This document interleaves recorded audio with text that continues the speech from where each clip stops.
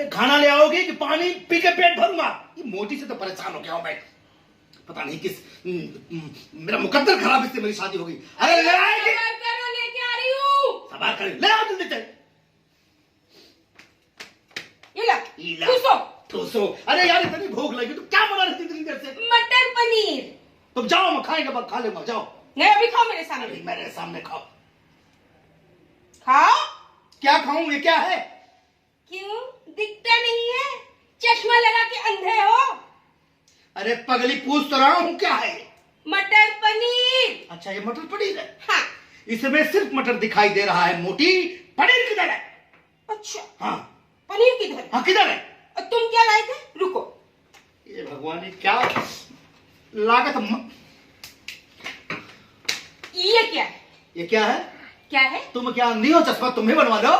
मुझे चश्मा नहीं चाहिए। हाँ। तुम बताओ ये क्या है? गुलाब जामुन है।